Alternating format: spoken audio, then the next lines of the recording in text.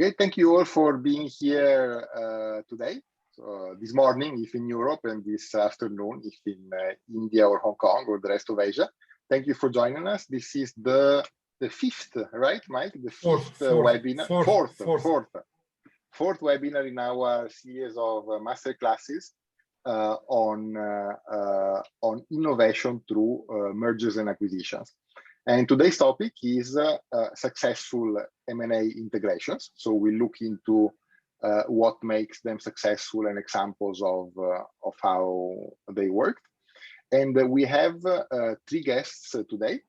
They will introduce themselves in a few minutes. For now, just let me name them. They are Raj Niravati, our special guest today. He is the head of technology for watches and wearables at Titan. And from Tenex2, we have our managing partner for India, Avijit Datta, and our founding partner, Mike Mastroiannis. So I will go through the webinar agenda in a moment. I think all of you will be familiar with the format. There is a Q&A where you can ask questions. So please do that at any point. Either I will answer your questions by text or Mike and the panelists will answer them by voice. The webinar is divided into different sections. It's best if you answer the questions that are most relevant to the section where we are at. So yeah,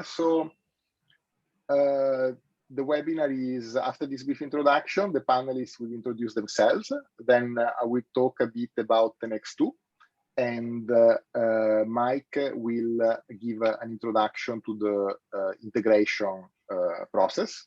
And then we will have the full 1 hour of panel discussions with all the questions from the participants. In the end, we will take a few minutes to hear from you what you'd like to hear from us from the next webinars, and we'll conclude with some learning points. So welcome all, and now let me start by explaining how we view the world at Tenex2. Tenex2 is here to enable the growth of the innovation ecosystem. We're not just here for today's hot topic or tomorrow's trend. We are here for the big changes that technology is bringing to society. So it's important to start from a historical view.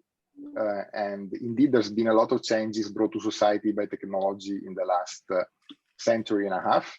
The first half of the 20th century was about manufacturing, and in the 60s, distribution changed the opportunities and the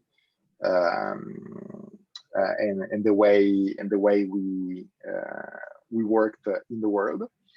Now we've all witnessed in our lifetime how first computers and then portable devices like phones and tablets and started changing the way we live, learn, and connect with the age of information. And this brought to so much information and so much ability to be to serve and be served that 2010 started the age of the customers, in which there is so much information that customers are able to demand a new level of service. What is happening now, and where we are positioning ourselves to assist the ecosystem in its growth, is three big movements related to Internet of Things, big data, and artificial intelligence. These three things, of course, are connected. Devices, especially so connected hardware, Internet of Things, devices are becoming more and more portable, more and more cheap, more and more omnipresent. And this creates a huge amount of data, and this creates a huge amount of opportunity for insights and eventually real-time intelligence and eventually innovation. This is already happening. We're already in advanced stages in some domains, and we're in early stages in other. But it is happening throughout in all areas of human activity. And this is the age in which the Next2 is geared to help. This eventually will come to an end or to a change in which this has come to full fruition, and we will see an era of autonomous entities. So this is the future we are working to usher. I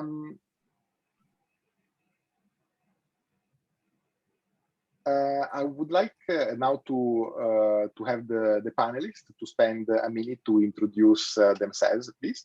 I will start from Raj Neravati, please. Hi everyone, this is Raj here. I've been a technologist for 20 years now. I laugh around and tell people that I've completed the vicious circle of being a corporate employee, then having my own startup, and again, now back into the corporate. So I complete the vicious circle of life from employee to entrepreneur to an employee. So I've done some interesting things in life here during my corporate career.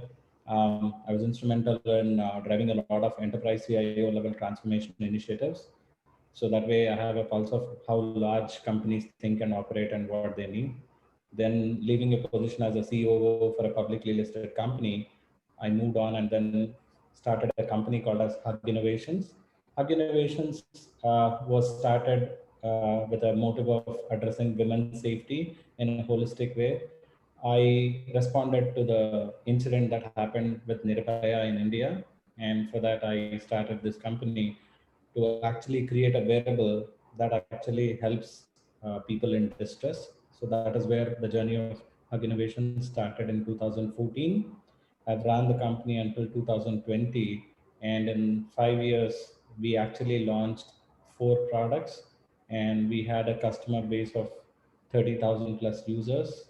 And in end of 2019 or first of 2020, we became part of Titan, and today I head the smart division of Titan as a technology officer. So that's a brief about me.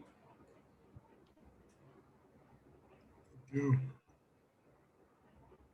Andrea, you are muted. Thank you, Raj. Thank you for introduction. Avijit, please, would you like to introduce yourself? Sure. Thanks, Andrea. So as you all may be aware of me as the managing partner of Tenex2, but let me give the past background as well. So like Raj, spent 20 years in corporate life across media and telecom businesses. I have had the fortune across my corporate life to work in various markets like India, Indonesia, and Singapore. And so that's been the extensive corporate life that I've had. Now, most of it, I would say 13 years, the last 13 years, the first 7 was television, and then the next 13 years was 1G to 4G service providers, telco service providers. Post that, I jumped out from the corporate world into entrepreneurship and incubated my first startup in Singapore, which was a B2B2C messenger. Out in those days where it was launched on a few telcos around the globe and launched in a few enterprises. Had a successful exit on that. It was an M&A case, and where my first startup was gobbled up by a larger entity. Post that, I've come back to India and launched my second startup, which I kind of burnt and crashed, which was in organized religion, where I brought Shrines of India on a singular oneness platform. Didn't take that forward because I felt I wasn't the right person to drive it. From the perspective that that space in India is a little political, if I may say so. And I'm not at all political from that perspective. Incubating my third as we speak. and also play the hat of, wear the hat of managing partner at 10x2, which, as Andrea mentioned, we work in the triangulation of IoT, big data, and AI. And as the next slide, probably what Andrea was showing is we work in the areas which are aligned to UN sustainability goals, because that's what brings all of us together, which is technology transformation for a better planet or social impact. That's from my side, Andrea. Back to you. Thank you, Vijit, and over to Mike for you to introduce yourself, please. Thank you, Andrea. So 20 years corporate life, practically 22, 2 companies, Philips and Siemens. I write here about I have been involved in 4 technology startups. The reality is 6. Let me focus on 4. So the one was about wireless power. The other one was about internet audio. The third one was about lighting, IoT lighting solutions. And now I'm busy with the 4th one, which is about automation in energy and IoT solutions. Again, so IoT main focus the last 10 years for me. So I started with corporate, I went to startup, I went back to corporate temporarily, only 2 years. And since the last 10 years, I'm outside of corporate, only startups, scale-ups, and advising startups and helping to grow the innovation ecosystem, as Vijit explained. That's all about me. So let's focus now more on how can we transfer our experience to the participants. Thank you, Mike. Thank you, Mike. So, yeah, 10x2, we are a management consulting partnership, and we work with startups in scaling stage and with established companies. We help companies to grow and to onboard innovation. We are in a number of Asian countries. We are in Hong Kong, Singapore, in India, several cities, in Indonesia and mainland China. And we also have partners in Europe, specifically in Germany and the Netherlands. We believe that a major factor of growth in the coming decade and more will be sustainability. These are real needs of the economy, of society, and of corporation to bring sustainability into every corner of our life and interactions in economy. And the startups we work with have a sustainability angle, and we use the Sustainable Development Goals as our guide in this field. Great. And now I'd like to hand over to Mike for the introduction to specifically today's webinar. Good. So integration, right? So when 2 companies, and here we talk about one corporation and a startup, and especially scale-ups, because most of the corporates, they do not acquire really a startup, they acquire a scale-up. Then what is happening in this integration? More than 50%, I say approximately, the reality is more than 50% of these integrations are failing. And why they are failing is because, so first of all, what means failing? Process inefficiency, high turnover, people are leaving, damage to the reputation or culture of both companies might be, and unrealized synergies. For the most of the people, failure means unrealized synergies. The question is why this integration is failing is because inability to deal with unexpected challenges. That means you don't plan well your integration. If you don't plan, you cannot expect to have results by accident. Failure to explain clearly a clear picture of the end state of the business. You need to know why you integrate. What is the end game of this integration? What's going to be the win-win? What they are going to be the ingredients that are going to create 1 + 1 3 or 1 + 1 5 Management in both organizations resist change. Sometimes you don't need to change practically, but at least you need to be consciously why you don't need to change. Failure to explain the end state of the organizational construct. Many people, they want to know, where do we go? If you cannot explain to them, they create more confusion. Failure to integrate process successfully if you decide to integrate. People work in silos, sometimes it's positive. People insecurity and manage the integration together with the business. If you try to do the integration together with the business, a lot of times this is overload, and that means you achieve suboptimal results. Andrea, can we go to the next page? So the successful M&As practically is the opposite. The why I will not go back. All what did not happen in the failure, it's happening in the success. But I would like to add a few more points for success. What means success? We can have, first of all, the synergies are realized. Second, the brand image improvement is visible. Minimal disruption of business and no impact on customer service. Very, very important, right? You cannot merge to have negative customer service. Andrea, next one. So here are three typical must-haves for successful post-merger integration.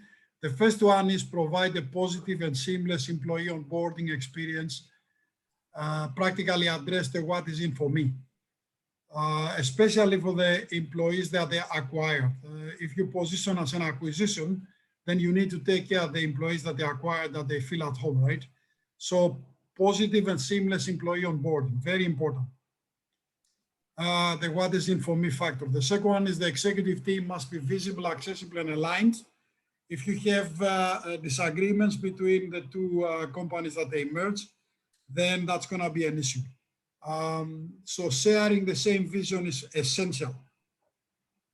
The last one is actively engage with employees, get them excited about the future of the combined organization and work the talk according plan. So these are the three must-haves for a post-merger integration. And maybe a last thing, which I don't mention it here, but it's very essential.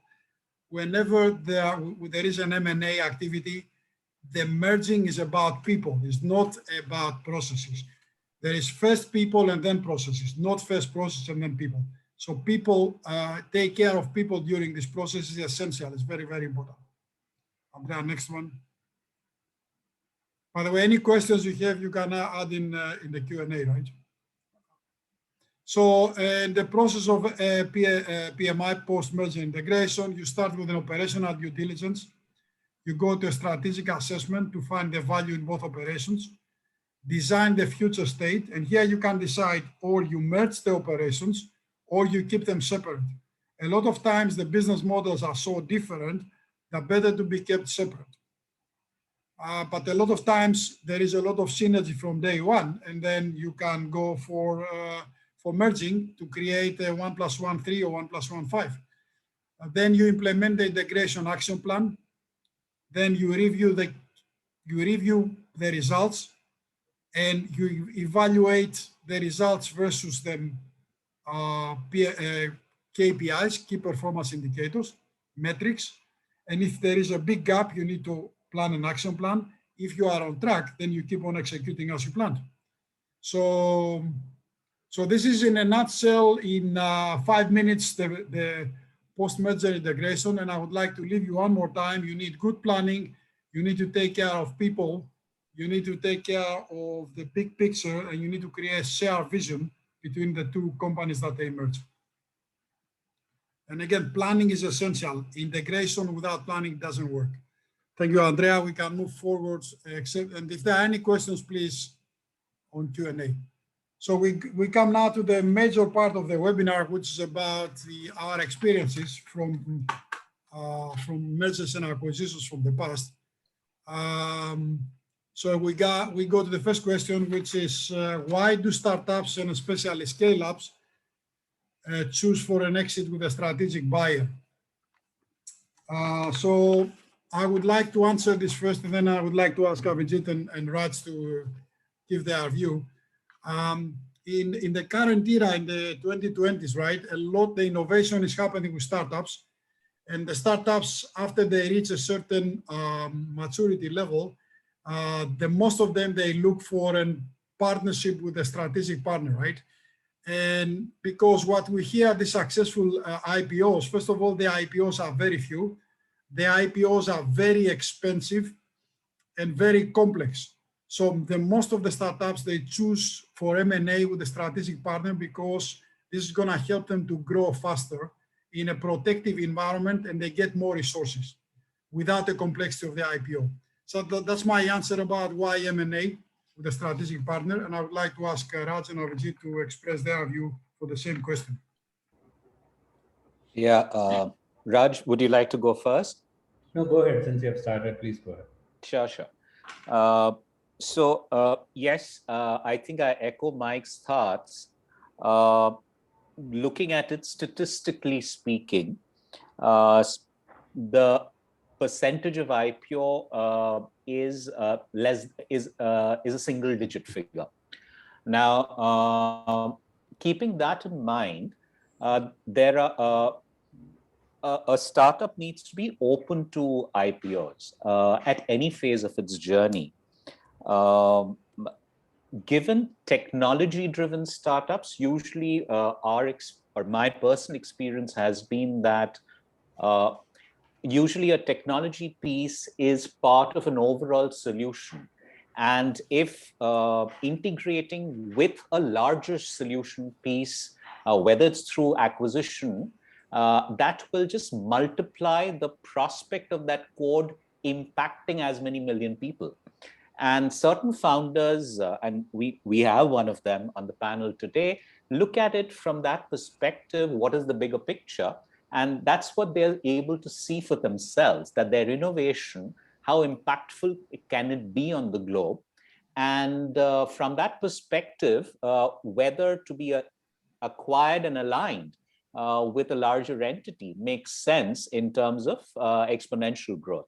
I think that's why startups or scale-ups should be open to M&A opportunities along the way at any stage, I would say. Over to you, Raj. Yeah, so I definitely agree with Mike and Abhijit, what I've explained. So from my perspective, what I would say is, when we look at M&A, actually look at M&A as a growth.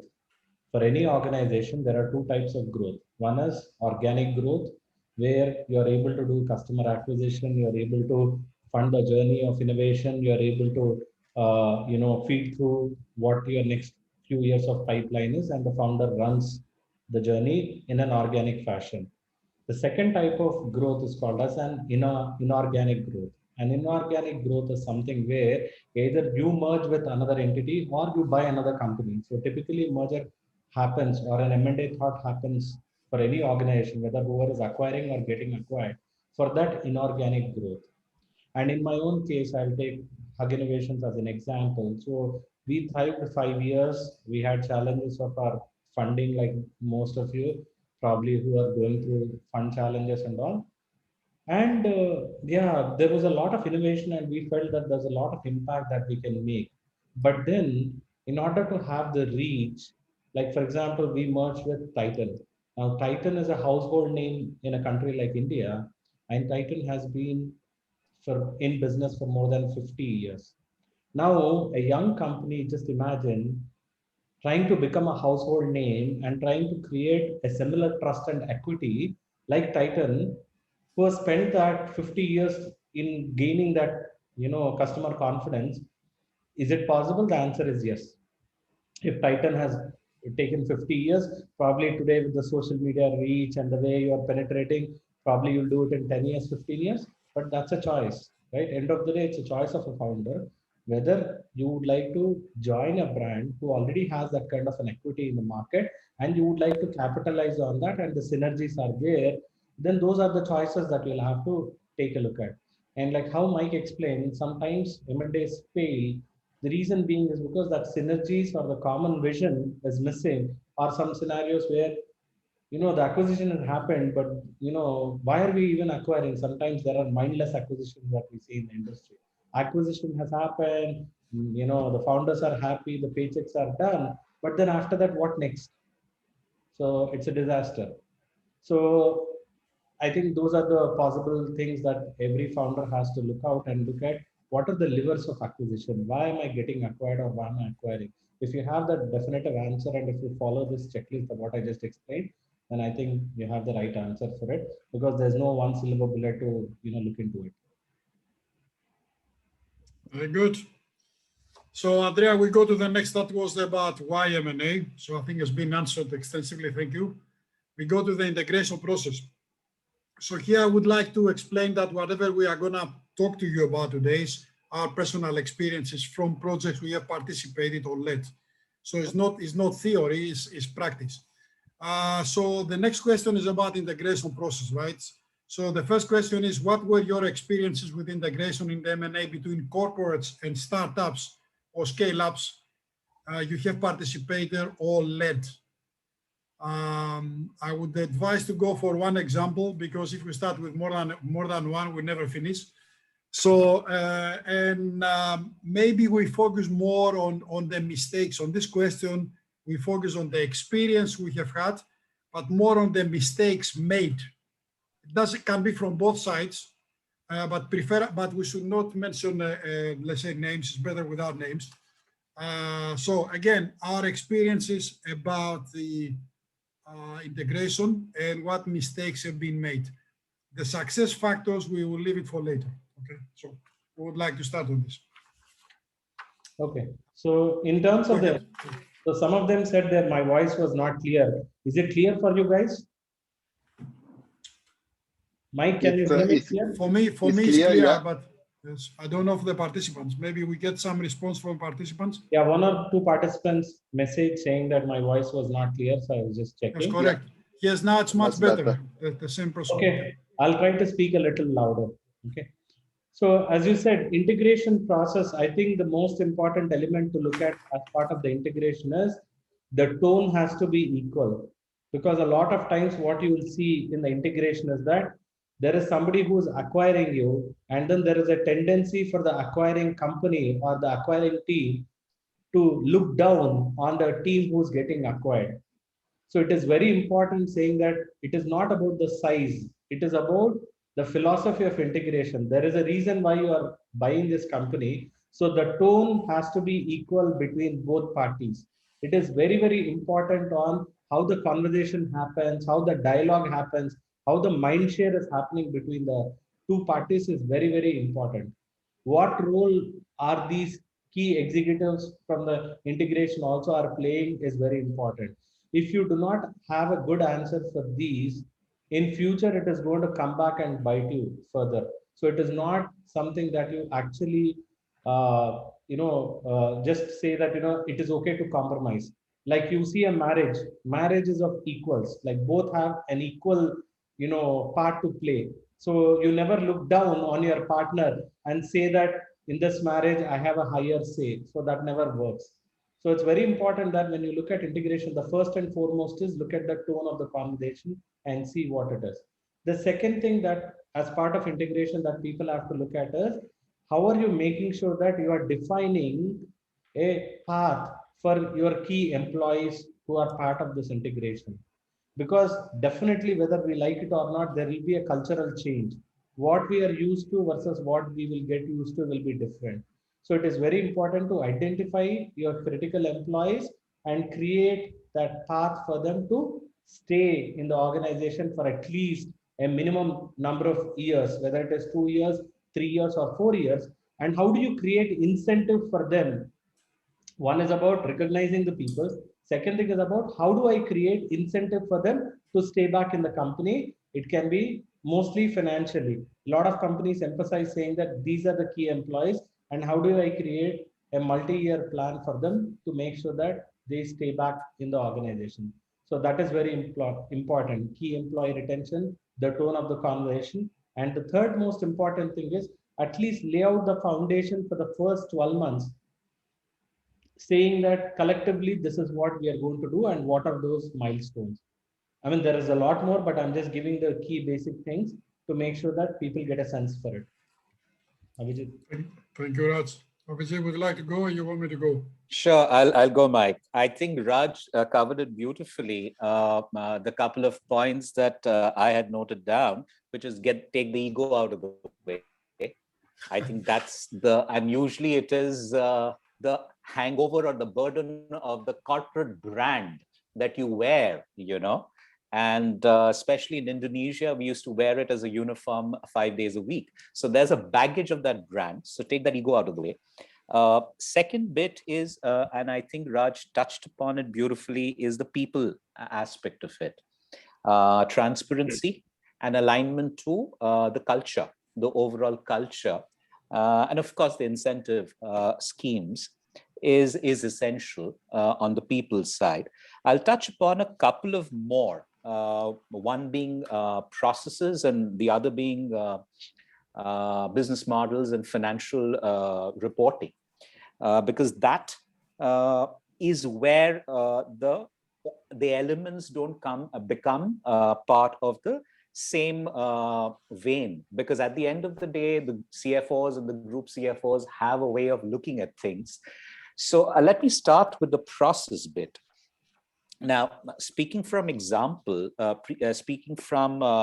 experience, wrong choice of word, the process integration is probably one of the most key elements, and it can go wrong, and hence the outcome can be completely different from what it was imagined and planned in the boardrooms prior to the acquisition.